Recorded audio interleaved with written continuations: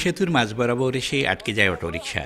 শেষ প্রান্তে পৌঁছার সুযোগই নেই, কারণ ভেঙে পড়েছে পাটাতনের অংশবিশেষ। তারপরও মোটরসাইকেল সহ ছোট ছোট যানবাহন নিয়ে অনেকেই পারাপার হচ্ছেন। নির্মাণে ৩ দশক পরও সংস্কার কিংবা মেরামত না হওয়ায় চাঁদপুরের ফরিদগঞ্জের কাটাখালী সেতুর এমন বেহাল দশা। সেতুর নিচে লোহার পিলারগুলো মরিচা ধরে ক্ষয়ে গেছে। পাটাতনের মতো পাশের রেলিংয়েরও একই অবস্থা। শুধু তাই নয়, পলেস্তারা ক্ষয়ে রডগুলো বেরিয়ে পড়েছে।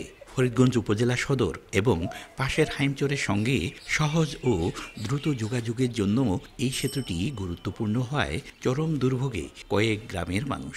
ব্রিজটা দিয়ে যে আমরা চলতেছি সেটাও তো অনেক রিস্ক। এই যে এখন দাঁড়াই আছি তাও তো রিস্ক। একদম নিচের যে অংশটা প্রত্যেকটা অ্যাঙ্গেল জোরে জোরে পানিতে পড়ে গেছে, মরিচিকা ধরে প্রত্যেকটা নাট বল্টু নষ্ট হয়ে গেছে। এটা এখন নষ্ট হওয়াতে এই সব মানুষকে প্রায় 10 মাইল ঘুরে ফরিদগঞ্জ এবং হাইমচরে যাতায়াত করতে হয়। এখানে চলাফেরা খুবই কষ্টকর, এখানে যাতায়াতের গাড়ি ঘোড়া কোনো চলে না।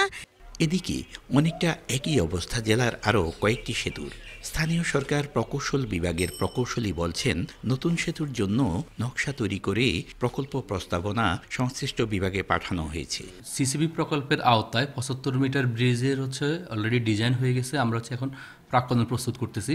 আশা করি খুব শীঘ্রই এই ডিজাইন এবং ভেটিং হয়ে আমরা খুব শীঘ্র অনুমোদনটা পাবো এবং টেন্ডার প্রক্রিয়া চলে যেতে পারবো এবং খুব শীঘ্রই আমরা আশা করি কাজটা স্টার্ট করতে পারবো। ডাকাতিয়া নদীতে 1993 সালে লোহার পিলারের উপর আরসিসি ঢালাই করে কাটাখালী সেতু নির্মাণ করা হয়।